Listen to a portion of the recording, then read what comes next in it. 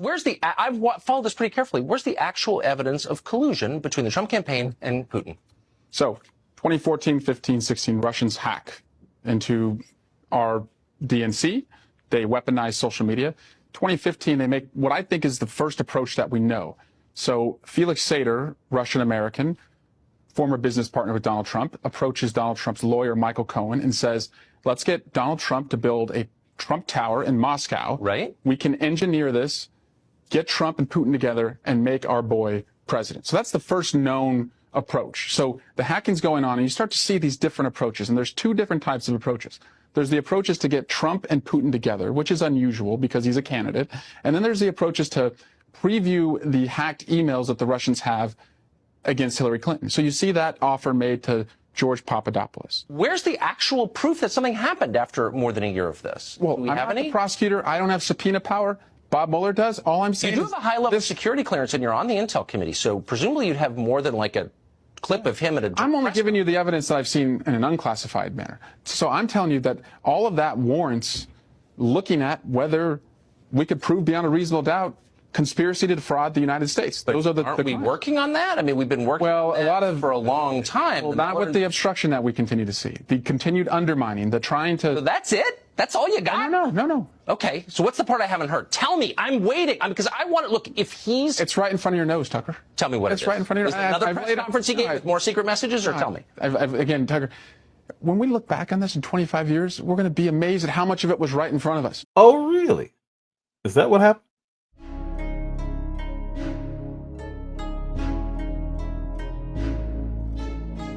So Eric Swalwell has been on this nonstop original Trump derangement syndrome crusade to try and paint Donald Trump as this Russian spy, as a guy who coordinated with Putin, who worked for Putin, who worked with Putin to overturn elections and all this other stuff that he's been saying for years. So today we're going to take a look at what Eric Swalwell has been up to this entire time, where he was back then and where he is now.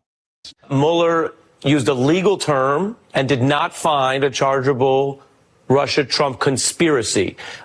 You talk about collusion, and you've also, and I'm going to play this for you, talk about it pretty directly as if there was a personal link, a personal activity by Donald Trump established. Take a look. All of the arrows continue to point to a personal, political, and financial relationship that Donald Trump had with the Russians. Do you believe the president right now has been an agent of the Russians? Yes. I'm still not hearing the evidence that he's an agent of Russia. Yeah, I think it's pretty clear. It's almost hiding in plain sight. Do you believe that the Trump campaign colluded with the Russians in the 2016 campaign? Yes. Do you believe the president himself colluded with the Russians? Yes. There was certainly evidence of collusion, not evidence that met the beyond a reasonable doubt standard, but this president in no way is cleared. Do you accept the findings in the Mueller report that do not support some of those claims? Well, I accept that I probably should have been out there a little bit earlier, because who knew how many links there were, 200 pages of links. I accept also, Ari, that prior Congresses did not have an imagination to see a president or a campaign have so many concerning conduct and not write laws to prohibit it. But it didn't meet the standard beyond a reasonable doubt. But here's what we know. The Russians helped Donald Trump. Sure, but to be clear, so you're no longer maintaining that he is effectively a, quote, Russian asset? No, I think he acts on Russia's behalf, and I challenge him to show me otherwise. Well, I guess that's what I'm saying. You accept the findings or not. I mean, one could argue that Barack Obama at times was, again, what does the language mean? Barack Obama was advocating on behalf of Cuba's interests if some people are critical of his Cuba policy. You clearly, in those quotes, though, were discussing it at the level of a financial link or a conspiratorial collaboration, which Mueller's evidence doesn't support. So I want to find out, do you accept that? No, there's evidence of collusion and coordination there. It doesn't go beyond a reasonable doubt, but that doesn't mean that this is a good guy. I mean, we know the Russians helped him. He asked the Russians to help them. The campaign expected to benefit from it. What we don't know yet is why won't he show us his taxes? Why won't he show us his finances? And look, Ari, if this guy is able to be blackmailed by a porn star, How do we know he's not going to be blackmailed by Vladimir Putin? And that's Well, why we need to asking understand. and this is the last question I'll do on this, and I'm going to move on. And I appreciate you being here to take the colloquy. Some candidates, there's some people in Congress we can't even get on. So I appreciate it. But the last question I'm pressing you on, though, is, yes, you can ask all those tough questions, but are you or are you not maintaining the asset theory, even though a 400-plus page report from Mueller does not document that? I think he acts on Russia's behalf too many times, and he puts their interests ahead of our interests. He pulled us out of Syria. He wants to reduce the role of NATO. He continues to pull back sanctions on Russia. He won't tell us what he talked about with Vladimir Putin, and he won't tell us anything about his finances with the Russians. He acts guilty, Ari. Donald Trump. So what's interesting about this is he just said that it's up to Donald Trump to prove that he's not a Russian asset. And that's because earlier with the Tucker interview was before the Mueller investigation concluded. And then this last MSNBC one was after it was concluded. And he doesn't back down. He insists, even though there was no evidence, that Donald Trump, first he started out, he was a Russian asset. Now he's saying he's acting like a Russian asset. And this is him, I believe, earlier this year. Acts like a Russian asset. I mean, you whatever it is that they have on him, or it would be even worse if they didn't and he acts like this. But you can just say he acts like somebody who wants to help Russia more than he wants to help America. He took. What's interesting is this man, his claim to fame is sleeping with a Chinese spy. New report says a suspected Chinese spy targeted California politicians. And one of her biggest targets was Bay Area Representative Eric Swalwell. I've been a critic of the president. I've spoken out against him. I was on both committees that worked to impeach him. The timing feels like something that should be looked at. Democratic Congressman Eric Swalwell, who sits on the House Intel Committee, reportedly has ties to a Chinese spy, that alleged agent apparently trying to influence American politicians. And now Republican lawmakers are demanding answers. Eric Swalwell, who has used his office to promote Beijing's talking points, almost word for word, ones that matter, by the way, a man who admits to a close personal relationship with an actual Chinese spy who helped him get elected to Congress, raised money for him, and put an intern, probably another spy, in his office. That man continues to serve on the House Intelligence Committee, where he has unrestricted access to classified information.